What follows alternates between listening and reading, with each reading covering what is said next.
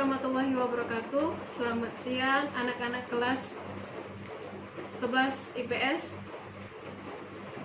Sebelum memulai materi pembelajaran hari ini, Ibu akan memperkenalkan nama Ibu terlebih dahulu. Karena dimana kita kelas 10 kemarin tidak ketemu atau beda lagi dengan guru yang ngajarnya. Kenalin, nama Ibu Renti Sasmika, mengajar mata pelajaran geografi. Hari ini pertemuan pertama kita di kelas 11, yang dimana kalian akan melanjuti materi yang telah kamu pelajari di kelas 10. Kelas 10 kemarin kalian sudah mempelajari tentang pendekatan geografi, konsep geografi, dan lain sebagainya. Untuk di kelas 11 ini kita akan masuk ke dasarnya. Yang pertama itu di materi semester 1 ini kita mempelajari kira-kira 4 bab. Bab pertama kita mempelajari tentang Indonesia sebagai proses maritim dunia. Nah, baiklah anak-anak, materi kita di kelas 11 di semester 1 ini kita mempelajari yaitu bab 1, Indonesia sebagai poros maritim dunia. Indonesia sebagai poros maritim dunia. Maritim yang artinya laut. Berarti Indonesia sebagai kelautan yang dilihat dari segi jalur laut atau jalur pelayaran. Indonesia tersendiri itu memiliki karakteristik berbeda atau yang dilihat dari segi letaknya. Letak karakteristik Indonesia itu dibagi menjadi beberapa hal. Yang pertama itu letak astronomis, yang kedua letak geografis, yang ketiga letak geologis. Masih ingatkah kalian pelajaran SD, SMP, atau pelajaran kita di kelas 1 kemarin? Apa sih pengertian dari letak astronomis? Kalau belum tahu, baiklah disimak video ini. Ibu akan jelasi pengertian letak astronomis. Letak astronomis adalah letak berdasarkan garis lintang dan garis bujur. Berapa garis lintang dan garis bujurnya? Garis lintang itu berada di antara 6 derajat lintang utara sampai 11 derajat lintang selatan dan 95 derajat bujur timur sampai 141 derajat bujur timur. Itu dilihat dari segi garis lintangnya atau garis bujur. Letak astronomis di Indonesia ini juga mempengaruhi beberapa hal. Salah satunya adalah pembagian waktu. Masih ingatkah anak-anak pembagian waktu di Indonesia ada berapa? Ada 3. Yang pertama, waktu Indonesia bagian timur atau sering disebut kata WIT. Yang kedua, waktu Indonesia bagian tengah atau WITA. Dan yang terakhir itu waktu Indonesia bagian barat, yang sering kalian dengar atau yang kalian baca WIB. Nah, selisih antar zona tersebut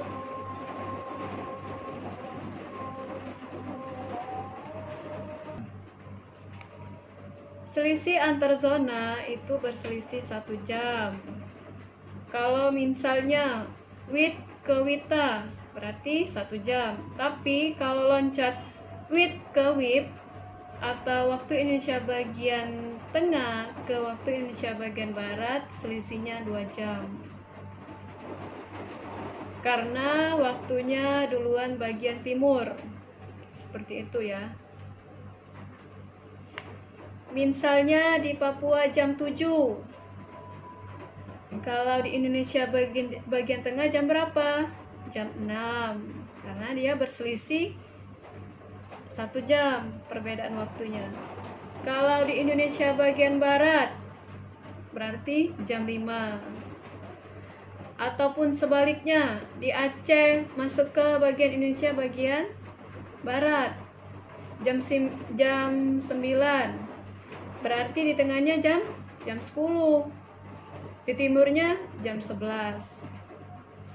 Kalau langsung seperti ini, di Aceh jam 2, berapakah di Papua? Selisihnya itu berselisih 2 jam. Soalnya dia melewati Indonesia bagian tengah. Misalnya jam 2, berarti di Papua jam 4. Seperti itu ya. Nah, ini adalah tabel pembagian waktu di Indonesia. Bisa kalian lihat atau kalian baca sendiri di layar ini. Yang pertama itu waktu Indonesia bagian timur. Itu 9 jam lebih awal. Waktu Indonesia bagian tengah 8 jam lebih awal. Waktu Indonesia bagian barat 7 jam lebih awal. Wilayahnya lihat sendiri. Ada misalnya di bagian timur, Maluku Utara, Maluku, Papua Barat, dan Papua. Bagian tengah, Bali, Kalimantan Utara, Kalimantan Timur, Kalimantan Selatan, Sulawesi, Nusa Tenggara Barat, dan Nusa Tenggara Timur. Kalau di bagian barat, wilayahnya itu daerah Jawa serta Madura, Sumatera, Kalimantan Tengah, dan Kalimantan Barat. Di bagian bawah itu, titik pangkal itu berada di antara 0 derajat yang beradanya di Greenwich atau di Inggris. Selisihnya antara pembagian waktu di Indonesia, kalau di waktu jam timur itu 9 jam, tengah 8 jam, barat 7 jam, waktunya itu duluan di Indonesia.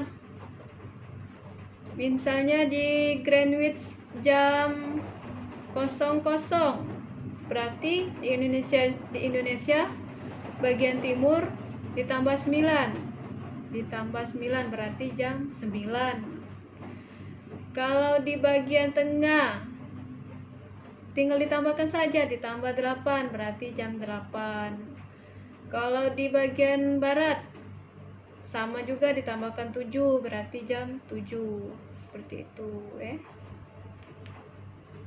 Nah, ini ada contoh soal. Ada 3 contoh soal. Soal yang pertama itu di Surabaya jam 7. Jam berapakah di Papua? Di Surabaya jam 7. Jam berapakah di Papua? Loncatnya itu 2 jam. Soalnya dia melewati Indonesia bagian tengah. Berarti jam 9. Nomor 2. Pada kota Maluku jam 6. Jam berapakah di Makassar? Maluku ikut mana? Ikut di WIT. Sedangkan Makassar ikut di WITA. Berarti di timur atau di tengah? Berarti di tengahnya, kan duluan bagian WIT. Dikurangi 1, berarti jawabannya jam 5. Kalau yang ditanyakan kotanya ada di sebelah timur, contoh, ditambah. Jadi kalau misalnya kotanya ada di sebelah timur, berarti kalian tinggal ditambahkan saja. Kalau kotanya ada di bagian baratnya, berarti dikurangi. Berarti kalau dia di timur ditambah, kalau dia di bagian barat dikurangi. Itu. Soal nomor 3. Jakarta sekarang menunjukkan jam 8. Jam berapakah di Inggris atau Greenwich? Nah, waktunya kan duluan Indonesia, jam 8. Di sini Jakarta itu termasuk ke WIB. Selisihnya dengan Greenwich itu berapa jam? 7 jam. Berarti dikurangi. Kalau yang ditanya di Indonesia berarti ditambah. Kalau di Inggris dikurangi 7 jam, berarti jawabannya adalah jam 1.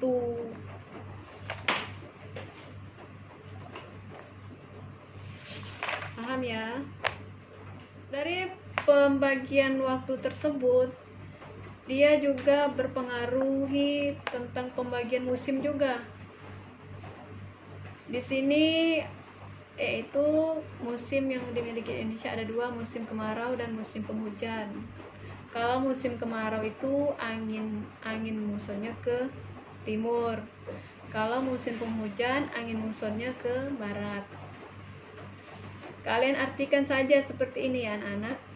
Kalau anak panahnya dari bawah ke atas namanya angin muson timur.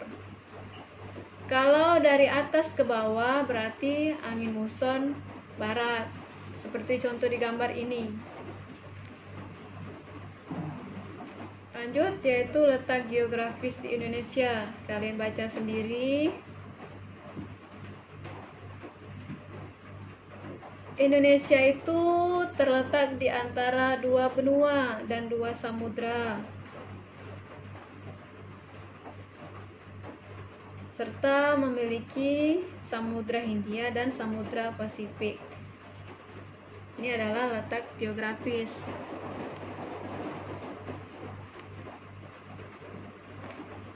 Lanjut ke letak geologis.